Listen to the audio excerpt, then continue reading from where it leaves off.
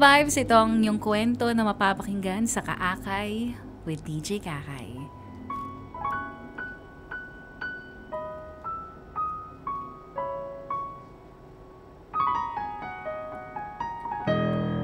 DJ Kakay, anong gagawin mo kung ang isa sa taong pinagkakatiwalaan mo ay siya pa ang bababoy at sisira sa'yo? Hindi ko pa rin matanggap na ang malapit sa akin at kadugo ko pa siya pang magdadala sa akin sa sitwasyon na ganito. Ipakikilala ko na lang sarili ko bilang Sabrina. Ang storya na gusto kong ibahagi ay tungkol sa naranasan ko noong kamakailan lang. Sariwa pa rin kasi sa akin ang lahat. At hindi ko alam kung paano ko ito magagawang ibaon sa limot. Dahil talagang napakasakit para sa akin nang malaman ko ang nangyari. Meron akong pinsan, DJ Kakay. Tawagin na lang natin siya sa pangalan na Jenica. Simula pagkabata ay malapit na kami sa isa't isa. Kumpara sa iba naming mga kamag-anak at pinsan, halos magkaedad lang kami kaya sabay kaming lumaki. Ahead lang ako sa kanya ng 1 taon at Ate Sabrina ang tawag niya sa akin.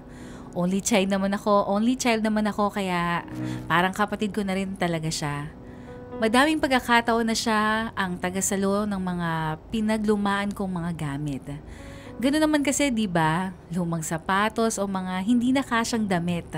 Kahit tablet at laptop ay naibigay ko na rin sa kanya. Simulan muna natin ang kwento noong pandemic. Matagal kasi akong nanirahan sa kanila, DJ Kakay. Sa loob ng 1 taon ay roommate kami ni Jenica. Wala akong choice noon kung hindi manatili sa bahay nila. Doon ako inabutan ng lockdown. Jenica! Nakita mo ba yung sinend ko? Ha? Alin te? Yung pusa ba na mukhang siopaw? Hindi. Yung pinakalas kong sinend kanina sa'yo. Nakita mo ba? May coffee ba yun? Dalgona coffee? Oo, yun. Gawin natin. Tara. Kaso nga lang, medyo parang ang trabaho nun eh. Mukhang madali lang naman eh. Mukhang masarap pa. Kayang-kaya ko yun. Sige ah. Basta wag kang aangal dyan kapag sumakit yung kamay mo.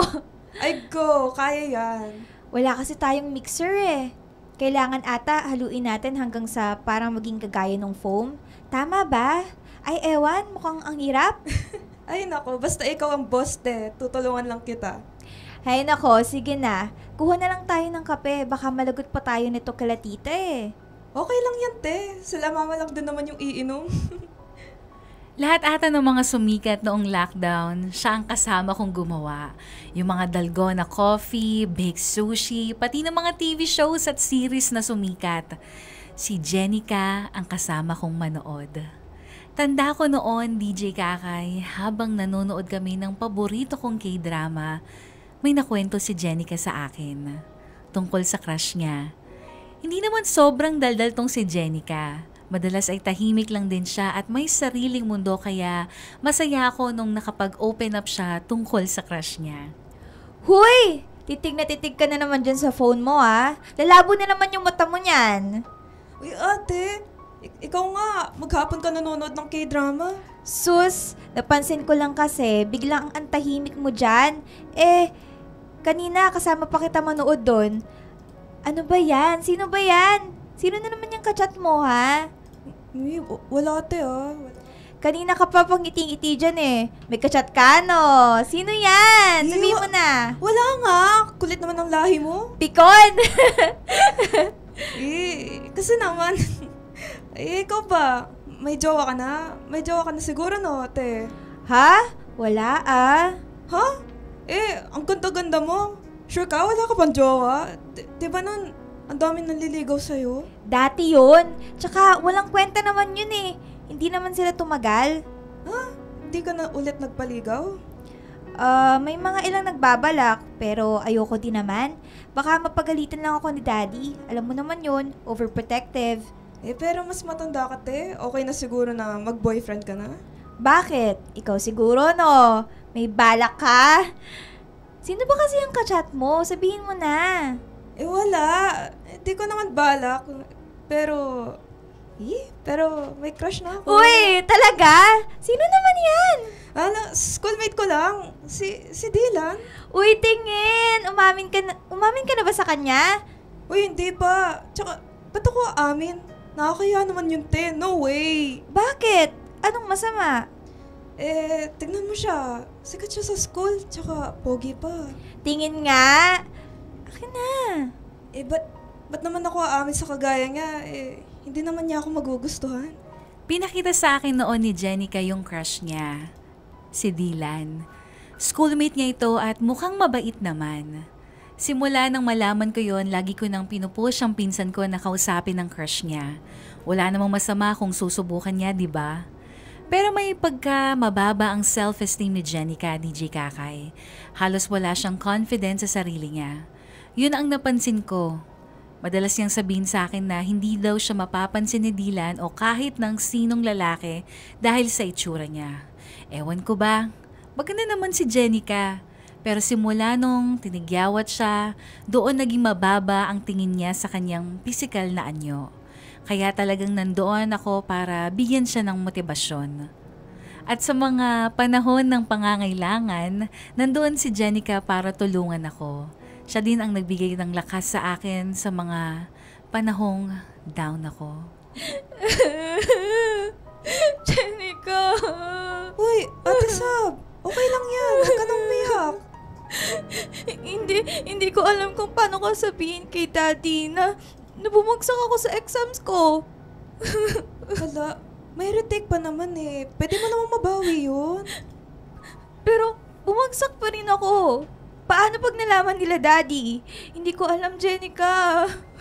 Ate, kaya mo pa yan. I-retake mo lang. I-retake mo pa. Pangalawang retake na nga to eh. Pangalawa na. Pero tingnan mo, bagsak pa din. Hindi man lang ako nakapasa. I-retake mo pa rin naman, di ba? Oo, pero paano kapag hindi ko na kaya? Paano kapag bagsak lang ulit? Last na chance ko na to, Jen. Makakayanan mo yan. Tsaka, wala namang magsasabi kina tito na bumagsak ka. Kasi may chances ka pa, di ba? Pero, alam mo, te, tingin ko naman, hindi sila magagalit sa'yo. Kilala mo naman sila, Dad. Alam mo nga, ate, ang talino mo. Nasa'yo na lahat eh. Maganda, mabait, matalino. Ang swerte mo rin kaya sa private university ka nagka-college ngayon. Kahit overprotective sila, dapat maging proud na lang sila, lalo na matalino ka. Laging muse, laging sumasali sa mga pageants. Tsaka student council pa, saan ka pa? Ayoko lang maging disappointment kila Daddy. Hindi ka disappointment. Ang galing mo nga sa studies mo eh. Paano pa kaya ako? Hindi magaling sa academics, tapos wala pang talent. Normal na sa akin maging pasang-awa eh. Huwag mo nga i-down yung sarili mo. Ano ka ba? Ikaw naman nauna dyan eh. Nung first year college ako, parang lahat ay alam na ni Jenica tungkol sa akin. Nasaksihan niya ang lahat ng paghihirap ko sa mga simpleng bagay at mga problema sa eskwelahan. Hanggang sa dumating sa punto na nakakapagsinungaling pa siya sa parents ko para lang pagtakpan ako. Nasa ibang bansa kasi sila mami, pero sobrang overprotective pa rin sila kahit malayo sa akin. Tuwing madami silang tanong tungkol sa akin, nandito si Jenica para saluhin iyon at pagtakpan ako.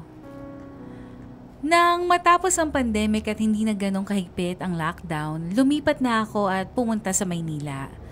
Naging madalang ko na lang na makita si Jenica, lalo na't parehas kami naging busy sa school. Madalas sa mga family gathering ko na lang din talaga siya nakakasama. Pero hindi naman kami nawala ng komunikasyon sa isa't isa. Doon kami madalas nag-uusap sa Instagram at siya lang talaga ang pinsan ko na kaedad na kaklose ko talaga. Alam niyo naman siguro yon, di ba? May dump account din ako kung tawagin. Isang nakabukod na Instagram account kung saan ay madalas akong mag-post ng mga random na letrato. Oh, Jenica! Napatawag ka. I miss you na ha. Kumusta ka na dyan? Okay naman, te. Ikaw ba? Okay lang din. Ito, nai-stress sa schoolworks. Ang dami. Online classes pa rin kami pero ewan, ang hirap. Oo nga eh. Gusto ko sanang magpa-help sa'yo eh. Kasi, di ba, subject mo na to dati? Minor lang naman pero ang hirap pa rin. Pa-help saan? Anong subject ba yan? Sabihan mo lang ako, tutulungan kita. Sige te, mamaya. Tsikahin mo muna ako. Tungkol saan naman? Tungkol ba sa crush mo? Si Dylan? Ay, ikaw ah. Matagal na naman yun, te. We, sus! Nung last time kong umuwi dyan, nakita ko kaya yung phone mo. Ha? Nakita? Ate, anong nakita mo? Seryoso ba? O, kabado 20 ka dyan. Ano ba yung nakita mo, ate? Nakita mo ba yung gallery ko? Uy, hindi. Tingnan mo nga yung itsura mo. Namutla ka dyan bigla. Nakita ko lang yung notif sa phone mo. Nung nag-message sa'yo si Dylan. Ha? Yun. Ay, wala lang yun, te. Akala ko naman kung ano na. Sabihin mo na sa akin, anong pinag-uusapan nyo? Nag-uusap pala kayo, ha? Wala, te. About sa school lang, ganun. Sus, pa-showbiz ka naman. Basta. Nga pala, te. May ibibigay pala ako sa'yo na t-shirt. Ay, wow. Para saan naman? Birthday ko ba? Pasko na ba? Exchange gift? Sira. Gusto ko lang ibigay sa'yo kasi mas bagay naman sa'yo eh. Feeling ko hindi bagay sa akin kaya sa'yo na lang, te. Oo, sige. Kunin ko na lang dyan kapag pumunta ako. Pupunta naman ako dyan sa Sabado. Sige, te. Hindi ko kailanman pinag-isipan ng masama si Jenica. Pinsan ko siya eh. Pinagkakatiwalaan ko siya. Kaya kahit anong gawin niya, hindi naman ako nagduda. Hindi naman ako nag-isip ng ibang intention niya. Inakala ko noon na mahal niya lang talaga ako kaya kung ano-ano ang binibigay niya sa akin. Mga t-shirt, jacket, minsan ng teddy bear pa. Tinanggap ko naman iyon. Pinsan kami eh. Parang kapatid ko na din talaga siya at natutuwa naman ako sa mga nireregalo niya. Total, ganun din naman ako sa kanya eh. Mapagbigay at lagi ko din siyang nireregaluhan. Lumipas ang ilang taon, naging face-to-face na din ang klase namin. Okay naman ang lahat, ngunit may malaman ako na ikinabahala ko talaga. Doon nagbago ang lahat, DJ Kakay. Doon nasira ang lahat.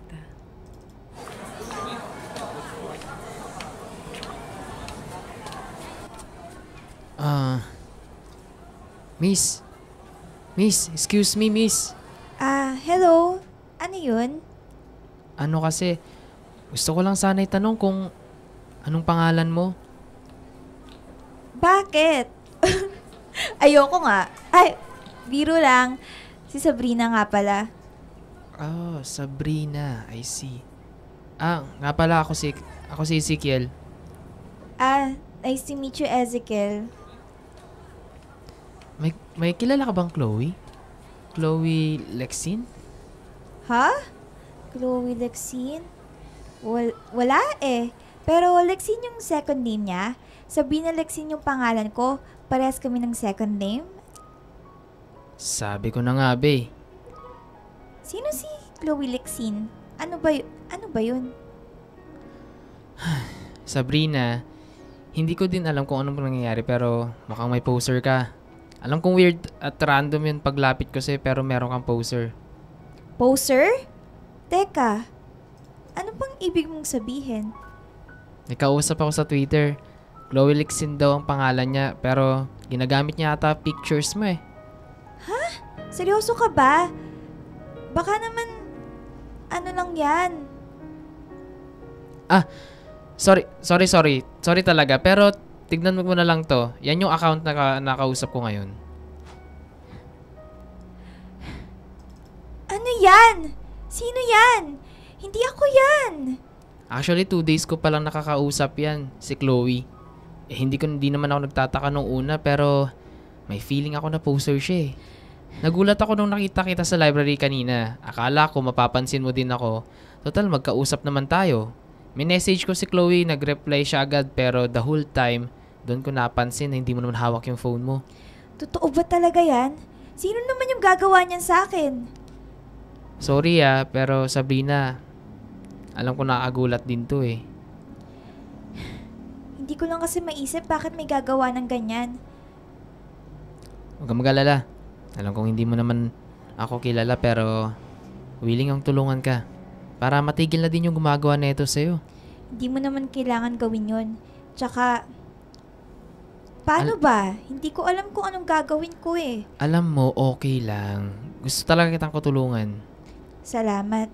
Salamat din talaga sa pagsasabi sa akin yan ha. Kung hindi dahil sa'yo, hindi ko naman malalaman yan. Wala man akong kaalam-alam na may ganyan na palang nangyayari. Nagulat ako at nabigla talaga sa nalaman ko, DJ Kakay. Poser? May poser ako? Noong mga panahon na yon, wala akong pinaghinalaan. Wala ni isa dahil na rin pinagkakatiwalaan ko yung mga tao sa paligid ko. Naging malapit na din kami ni Ezekiel sa isa't isa. Mabait naman siya. Malaking tulong din siya sa akin dahil gusto niya akong tulungan. Transferee pala siya sa university namin. Mas matanda sa akin pero dahil nag-shift siya ng kurso kaya bumalik siya sa first year. Halos sabay kami mag-lunch. Paminsan ay hinahatid niya pa ako pauwi. Kinuwento ni Ezekiel sa akin ang lahat. Yung mga pinag-usapan nila ng poser kong si Chloe, yung mga letrato na sinisend ni Chloe sa kanya. Lahat ng yon ay letrato ko. Ninakaw galing sa Instagram account ko. Pero nabahala din ako dahil pati mga personal information ko, alam ni Chloe. Kung kailan ang birthday ko, kung saan ako lumaki at ipinanganak, kung saan ako nag-aral at kung ano ang mga ginagawa ko at mga hobbies ko. Dahil sa nalaman ko, naapektuhan din ako, DJ Kakay. Siguro, slight, oo, aaminin ko noong una, parang minaliit ko lang yung sitwasyon. Aware naman ako na may mga posers talaga. Pero ano bang posible palang nilang gawin iyon sa internet, di ba? Hindi ako natakot ng sobra. Nag-alala at nangamba lang siguro. After ng isang araw, okay na ako. Tumigil din naman sila. Yung Twitter account na poster na may pangalan ni Chloe, na-delete na ito ng account at nawala na. Kaya kahit papano gumana ang loob ko. Akala ko matatahimik na ako at hindi na ulit mangyayari yon, pero nagkamali ako. Mas lumala lang ang lahat at doon ako natakot. Sab! Uwi ka na ba? Kaya napakita mo yung message eh. Ay, sorry. Nalobat kasi yung phone ko. Teka, may charger ka ba? Pa-charge-o. May klase pa kasi ako mamayang 3 p.m. eh. Sure, sige. Dun sa sasakyan ko meron. Tsaka kumain ka na ba? Nang tanghalian? Hindi pa nga eh. Late nag-dismiss yung prof namin kanina. Ikaw ba? Kain na tayo. Gutom na ako. Sige na nga. Teka, saan mo ba gusto? Doon na lang sa coffee shop sa tapat. Para malapit lang. Diyos ko, ano namang makakain natin dun? Mabubusog ka naman ba dun? He, may pasta at rice meals din naman sila. Okay na yun. Sige na nga. Sige, tara. Ikaw ba si Sabrina Lexine Del Monte? Oo, ako nga. Ang Bakit? kapal ng mukha mo! Ha? Teka, sino ka ba? Hindi nga kita kilala dyan. Teka, may problema ka ba kay Sab? At sino naman tong lalaki na to? Alam ba ni Harold na kumekerengking ka sa iba? Ang landi mo din no? Teka nga. Harold, ano bang sinasabi mo? Ikaw na babae ka? Aray, ano ba? Mga agaw ka! Bitawan mo Sulutera! ako! Sulutera ka! Bitawan mo ako! Ano? Lumalaban ka na ngayon? Bitawan mo ako! Bitawan mo ka, Sabrina, ano ba? Ano ba ang problema mo? Sino ka ba? Talagang nanunugod ka dito para mag-eskandalo? Eh, hindi naman kita kilala. Sinungaling? Hindi mo naaalala tong maganda kong muka? Kenny! Yan, kilala mo na? Yung inagawan mo ng boyfriend. Kenny? Hindi nga kita kilala. Pwede ba? Tsaka hindi ako nang aagaw ng boyfriend ng kahit sino. Ninakaw mo sa akin si Harold. Sa akin siya. Ako ang nauna. Alam kong kinikwento niya ako sa'yo, girl. Kaya huwag kang magmaang-maangan dyan. Ang landi-landi mo. Ano ba? Hoy! Ano ba? Tumigil na nga kayo! Ikaw, subukan mo sabunutan ulit Sabrina. Ako makakalaban mo. Tandaan nyo tong araw na to. Ikaw na lalaki ka at ikaw Sabrina. Talagang ilalabas ko lahat ng baho mo, lahat ng kalandian mo. Tsaka look at yourself. Hindi ako makapaniwala na sa'yo ako pinagpalit ni Harold. Laking ganda ko naman sa'yo ah. Malala ang nangyari noon. May babaeng nanugod sa akin, galit na galit at sinabunutan pa ako sa harapan ng lahat. Gumawa talaga siya ng iskandalo, DJ Kakay. Tandang-tanda ko kung paano kami pinagtitinginan ng mga tao na malapit sa coffee shop. At halos sa harapan lang yon ng university namin. Hindi ko talaga makakalimutan ang insidenteng iyon. May inagaw daw akong lalaki sa kanya. Harold ang pangalan. Pero kahit kailan wala naman akong nakilala o nakausap na Harold. Doon namin napag-alaman ni Ezekiel na may iba pa akong poser. This time, pangalan ko na talaga ang ginamit niya. Sa pag-iimbestiga ni Ezekiel, doon namin nakita ang Instagram account ng poser ko. Kapangalan ko at ginamit din ang mga pictures ko.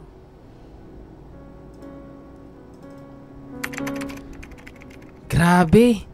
Ang lala, Sabrina! Tingnan mo, puro lalaki din pina-follow ng account na to. Teka, galing sa dump account ko yung picture na yan. Naka-private yun. Paano nila na-access yun? Ha? Ang lala naman. Gusto mo ba gumawa ko ng account para kausapin ko? Huliin lang natin sa akto, tsaka tignan natin kung kakagat. Ano ka ba? Madadamay ka pa eh. Okay lang. Para mahuli na din natin kung sino yung loko na yan. Kasi tignan mo, galing sa dump account mo lahat ng pictures na to at saka may access sila kahit na naka-private naman. Pero paano kung parehas sila ni Chloe? Iisang tao lang yung humahawak ng account na yan. Makikilala ka nila. Ay, sa bagay, oo nga no.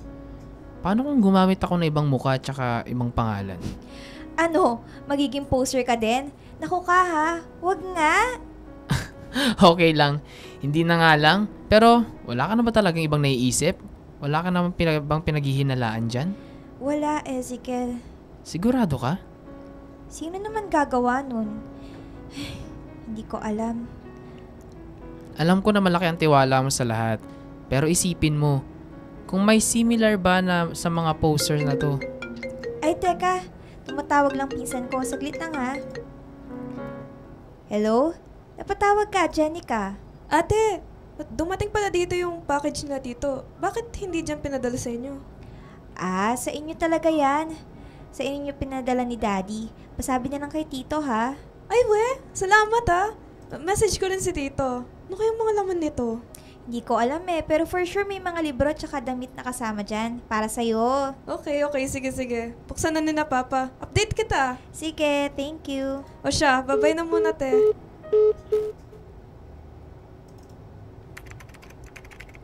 Pinsan mo yun? Oo, si Jenica. Bakit? Wala naman. Teka. I-click mo ulit yung post kanina. Diyan. Post? Alin? Yan, yung naka-red shirt ako. Ayan? Bakit? May napansin ka ba dyan? Tignan mo yan, Ezekiel. Yung account na nag-comment, si Dylan. Yan yung crush ni Jenica. Ha? Oh, ba't sabi sa caption? Thank you, D. Galing ba kay Dylan na to? Yung suot mong t-shirt? No. Galing kay Jenica. Sa pinsan ko. Teka, hindi ko maintindihan. Wait, so si Jenica yung poster mo? Hindi ko kaagad pinaniwalaan yon, DJ Kakay. Kahit na nasa harapan ko na yung ebidensya. Kahit na malinaw na naman talaga. Hindi ko lang kayang tanggapin na magagawa yun ni Jenica sa akin. Si Jenica na pinsan ko. Si Jenica na kadugo at tinuturing kong kapatid. Kaya niya ba ako binibigyan noon ng mga gamit at teddy bear? Galing lang pala lahat yon kay Dylan. Kay Dylan na crush niya. Hindi ko maisip paano nagsimula at paano nagawa yon lahat sa akin ni Jenica. Kahit pilit ko pa rin itinatanggi na si Jenica ang poster ko, sinabihan ko si Ezekiel na mag-post ng picture ko sa close friends ko sa Instagram story. Naisipan niya na bigyan pa yung bigyan ng pain ang pinsan ko. O ng pain ng pinsan ko. Magpo-post ako at siya lang ang naka-add na sa close friends list ko, siya lang ang makikita. Matapos ang 1 oras, nakita ni Ezekiel na nag-update din ng story ang poster ko. Eksaktong litrato na pinost ko. Doon namin nakumpirma na si Jenica ang nasa likod ng lahat. Ginamit ng pinsan ko ang mukha ko para kumausap ng mga kung sino-sinong lalaki. Dahil sa mga pinagagawa niya, nangyari sa akin lahat ng to. Nasira ang reputasyon ko, mukha at pangalan. Dahil sa mga kagagawan niya, nagkaroon ako ng traumatic experience mula sa Kenny na yon. Ang lala talaga. Sobrang lala, DJ Kakay. Hanggang ngayon nga, hindi pa rin ako makapaniwala. Hanggang ngayon, parang bangungot pa rin ang lahat. So, ano nang balak mo? Hindi mo ba siya kakausapin? May mga pruweba na tayo dito. Hindi ko alam. Hindi pa rin ako makapaniwala, Ezekiel. Paano nagawa ni Jenica sa akin yun? Alam mo, mahirap nga talagang paniwalaan, Sab. Pero, kinakausap ka lang niya na parang wala siyang ginagawa sa'yo. Tsaka, parang hindi siya magsisisi eh. Tingnan mo, last year pa yung account na yan. Matagal niyang ginagawa yan eh. Please, Ezekiel. Wala na akong lakas para dito. Sa lahat ng tao, si Jenica pa talaga? Never ko naisip to. Tsaka, sinubukan ko naman kausapin yung ibang mga lalaki na nakikipag-interact sa account na to. I'm sorry, Sab, pero nalaman ko na nagsisend din ng mga nude photos itong account na to. Saan naman nakuha ni Jenica yung mga yun? Ano yun? Baka nakuha niya sa internet at kunwari ikaw yun. Tsaka, hindi natin alam kung ano pang ibang pinaggagawa niya. Malay ba natin kung may iba pa siyang pinaggagawa na gamit ang mukha mo tsaka syempre yung pangalan mo, di ba? Hindi ko pa rin matanggap, Ezekiel. Si Jenica yun eh. Pinsan ko, pinagkakatiwalaan ko. Alam ko naman yun. Pero, kailangan mo pa rin siyang kausapin. Kailangan niya pa rin na pagbayaran yung mga pinaggagawa niya. Lumipas sa mga araw noon, halos wala akong gana na kumain. Walang halos ganang kumain at bumangon sa kama. Nakatanggap ako ng ilang messages mula kay Jenica pero ni isa wala ako nireplyan. Hindi ko pa rin alam kung paano siya kakausapin. Wala akong lakas para makausap o makita man lang siya. Hindi ko gusto ang confrontations, DJ Kakay. Yun sa lahat ang pinaka-aayawan ko. Ayoko lang din na lumaki ang gulo. Ayokong magkagulo. Natakot din ako na malaman lahat ng to nila mami at daddy. Natakot ako sa posibleng mangyari dahil hindi ko lang basta kakilala si Jenica. Pinsan ko siya. At sa lahat ng dahilan, yun ang pinakamasakit. Naduwag ako sa mga panahon na yon kaya tanging message na lang sa social media ang nagawa ko. Doon ko sinabi ang lahat. Ang mga hinaing ko kung gaano ako nasaktan at kung gaano kalala ang mga nangyari dahil sa ginawa niya. Jenica, masakit sa akin ang nalaman ko pero kailangan kitang tapatin. Alam ko na ikaw ang nasa likod ng poster account ko. May mga pruweba ako. Paano mo nagawa sa akin to, Jenica? Pinsan kita. Kapatid turing ko sa'yo. Hindi ako makapaniwala na magagawa mo sa akin lahat ng to. Ilang taon mo na din ginagawa to, hindi ba? Wala akong kaalam-alam na yung mga bagay na binibigay mo sa akin galing pala kay Dylan na crush mo. Masaya ka ba na magpanggap bilang ako? Masaya ba na mangloko ng tao habang sinisira mo reputasyon ko? Bakit kailangan humantong sa ganito, Jenica? Alam mong mali to. Alam mong masasaktan ako. Ang sakit talaga. Ang sakit-sakit na parang hindi na kita kayang harapin pa. Kaya please lang, delete mo na yung poster accounts na yun. Tumigil ka na. Tigilan mo na ako. Yun ang iniwan kong mensahe kay Jenica, DJ Kakay. Umaasa ako na titigil na siya. Inakala ko na titigil na siya at hihingi ng tawad sa akin pero hindi. Wala akong natanggap pabalik na mensahe mula sa kanya, kahit isa. At ang mga nagpagulo pa sa lahat, ay nakatanggap ako ng mga text messages hindi mula kay Jenica kundi mula sa mga taong hindi ko kilala.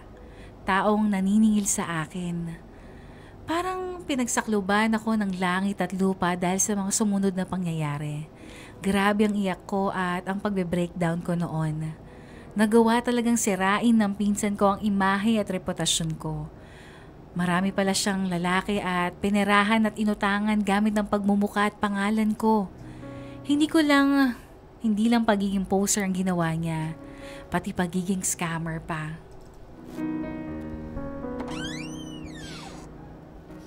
Jenica! Jenica, lumabas ka dito! Lumabas ka! Jenica, kausapin mo ako! Asan ka, Jenica? Oh, Ate Sabrina, napadalaw ka. Ba't ka nandito? Ang kapal ng mukha mo na tanungin sa akin yan, ha? Talagang ikaw po yung nagtataray ngayon? Bakit ka ba sumisigaw? Tumahimik ka nga. Baka marinig ka pa ng mga kapitbahay. At ano, nahihiya ka? Natatakot ka na malaman ng lahat yung mga ginawa mo sa akin? Kung magwala ako dito, wala kang magagawa. Wala kang pakialam dahil sumusobra ka na. Ate, dito tayo sa loob. Gusto ko rin naman mag-explain sa'yo. Huwag mo akong hawakan. At saka, wag mo na din ako matawag na ate. I'm sorry, okay? Hindi ko naman alam na magiging ganito eh. Ate, Huwag kang mag-sorry kung obviously hindi ka naman guilty, Jenica. Alam mo ba kung gaano kalala yung ginawa mo, ha? Anong balak mo dun sa lahat ng pinirahan and scam mo? Gamit yung pangalan ko at pagmukha ko, ha? ate naman, please naman oh. Wala kang karapatan umiyak, Jenica. Ginamit mo ko. Tignan mo kung ano-ano yung pinagagagawa mo. Bigla na lang may susugod sa akin. Sasabunutan ako sa pagkakasalang di ko naman ginawa. Parang awa mo na ate.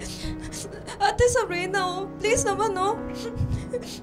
Alam mo naman na ikaw na nagkakampi ko, di ba? Inakala ko din, Jenica. Inakala ko na ako na lang yung kakampi mo. Pero nagawa mo akong traidorin. At ikaw pa yung magmamakaawa ngayon. Kung kailan ginawa mo na lahat para wasakin ako. Alam mo lahat ng pinagdaanan ko. Lagi akong nabubuli nun. Dahil matabaraw ako at mapimples. Alam mo naman kung gaano kababa yung confidence ko, di ba? Akala ko maintindihan mo ako. Hindi ako kasing ganda, kasing yaman mo. Ang kapal mo. Ang kapal-kapal mo. Hindi lahat tungkol sa'yo. Alam ko kung gaano kahirap pinagdaanan mo pero hindi yung tamang rason para ganituhin mo naman ako. Para ako naman yung gawan mo ng hindi maganda. Wala akong ibang ginawa kundi maging mabait sa'yo tapos ganito isusukli mo sa akin? Ikaw naman laging magaling, di ba? Ngayon mo lang naranasan, mahirapan ng ganito. Hindi mo alam kung gaano kasakit kapag walang pumapansin sa'yo.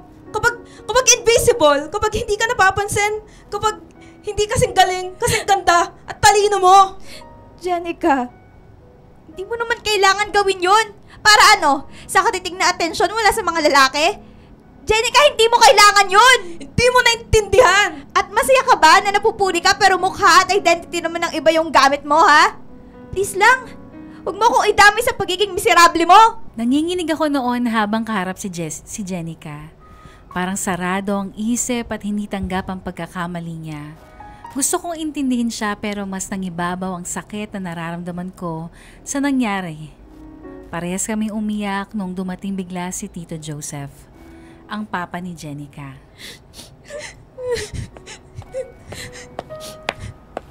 Hoy! Ano bang kaguluhan to, ha? Ano bang ginagawa mo dito, Sabrina? Papa? Bakit kayo nag-iiyakan? Tito, alam niyo po ba yung pinagagawa ni Jenica? Ano? Ano naman ba? Bakit ka ba umiiyak? Naging poser siya. Ginamit niya ang pangalan at mukha ko para makipag-usap kung kani-kaninong lalaki. Hindi lang yun. Pinirahan niya din, tsaka umutang siya. Ngayon, ako yung sinisingil kahit wala naman akong kasalanan. Utang? Nagpapatawa ka ba, Sabrina? Nagsasabi po ako ng totoo. Tingnan niyo po itong mga na-receive kong messages dito. Oh. Tingnan niyo. Tingnan mo ang ginawa ni Sabrina, ni Jenica. Huwag ka nga sinungaling. Hindi yan magagawa ng anak ko. Huwag ka nga idamay si Jenica. Ha? Tito, makinig ka naman. Nagsasabi ako ng totoo. Maningimik ka nga. Alam mo ba, Sabrina, wala kang utang na loob. Matapos ka namin patuloyin dito sa bahay namin. Matapos ka namin pakainin. Ganyan ang sasabihin mo tungkol kay Jenica. Ako pa talaga yung walang utang na loob. Eh sino po ba ang nakikinabang sa packages na pinapadala ni Daddy? Ha? Di ba't yung pamilya po ninyo? Hindi ako nanunumbat pero ako ang trinidor ng anak nyo. Siya po ang walang utang na loob. Sumusobra ka na. Ganyan ka ba pinalaki ng magulang mo? Simula nung araw na yon, DJ Kakay, ay umiwas na ako sa pamilya ni Jenica. Kila Tito, Joseph na walang ibang ginawa kundi konsintahin ang anak nila. Masakit lalo sa akin na marinig yung sa kanila, na parang ako pa ang may kasalanan ng lahat. Grabe talaga. Na-trauma ako matapos nun. At kahit ayoko pang ipaalam kila Daddy dahil malaking problema ito. Alam ko na sila lang ang masasandalan at makakatulong sa akin. Nagmadali silang umuwi sa Pilipinas at nagsampa ng kaso kay Jenica. Legal agent naman si Jenica kaya pwede na itong managot. Pero kagaya ng inaasahan, tsaka naputol ang sungay niya at ni Tito Joseph. Nagmakaawa sila na huwag nang ituloy ang kaso. Naawa ko, inaamin ko, dahil pamilya ko pa rin sila. Desidido si Daddy dahil malaking pagkakamali daw ang nagawa ni Jenica. Alam ko, DJ Kakay, at hindi ko na yata siya mapapatawad. Pero ayoko rin na makita siyang nakakulong o mas lumaki pa ang gulo. Hindi din kakayanin ng konsensya ko kaya naman para mapagbayaran niya ang kasalanan niya, hinayaan ko na lamang na siya ang magbayad sa lahat ng pinerahan at inutangan niya gamit ang pangalan at mukha ko. Matapos noon ay hindi ko na kailanman kinausap pa si Jenica. Oh, Sab, kamusta ka na? Okay naman, Ezekiel. Madami din nagbago after graduation no? No, I mean, yung tungkol sa'yo tsaka sa pinsan mo, ano? Okay ka na ba? Sigurado ka ba? Oo naman. Wala nang demandahan o kaso. Pero ayun, malayo na talaga yung loob ko sa kanila. Grabe din talagang nangyari sa'yo, no? Alam mo, kung hindi dahil sa tulong mo, baka hanggang ngayon wala pa rin akong kaalam-alam. Tutulungan kita kahit ano pa yan. Alam mo yan, tsaka... Tsaka ano? Alam mo naman na may nararamdaman ako sa'yo, di ba? Ezekiel? Sige na. Ilang beses na ako umamin at nagtapat sa'yo tungkol sa feelings ko. Huwag mo namang sabihin na bigla ka pa rin hanggang ngayon. Hindi ko lang alam kung anong sasabihin ko. Ilang beses na ako umamin pero hindi ko pa rin nakukuha yung matamis mong oo. Ezekiel, wala din patutunguhan to. After ng lahat nangyari, nawalan na talaga ako ng interes sa ganyan. At mahirap ulit sa akin na magbukas ng pinto sa mga tao. Ang hirap-hirap na magtiwala. Akala ko pinagkakatiwalaan mo ko. Pinagkakatiwalaan kita, Ezekiel. Pero mahirap pa rin sa akin ang lahat ng to. Gusto ko ng fresh start. Gusto ko na lang ibaon sa limot lahat. Kaya naisipan nila mommy at daddy na dalhin na lang din ako sa ibang bansa. Ha? Aalis ka? Oo. Masisisi mo ba ako kung gusto ko magpakalayo? Ngayon ay ilang buwan pa lang ako na nandito sa Dubai. Malayo sa nangyaring gulo sa pamilya ko sa Pilipinas. Tumanak din sa isipan ko ang huli naming pag-uusap ni Ezekiel. Noon pa lang alam ko na may nararamdaman siya sa akin pero sa panahong ganito alam kong hindi ko iyon masusuklian ng buo. Hindi ko maibibigay sa kanya ang puso ko. dahil nabalot ito ng takot, nabalot ng sakit at nahihirapan muling magtiwala. Tungkol kay Jenica, wala na akong balita sa kanya at sa pamilya nila. Naging mainit na issue din ang tungkol sa amin sa angkan at iba pa naming relatives. Halo-halo ang opinion nila pero sinabihan na lang ako ni Daddy na ang mas importante ay ligtas ako. Dinilit at dine-activate ko na din lahat ng social media accounts ko. Dahilan kaya hindi na din kami nakapag-usap pa ni Ezekiel. Ginawa ko itong lahat para sa sarili ko. Para protektahan ang sarili ko, DJ Kakay. Hindi ko alam pero sana may mapulot kayong leksyon sa aking storya. Maraming salamat sa pakikinig. Muli, ako si Sabrina.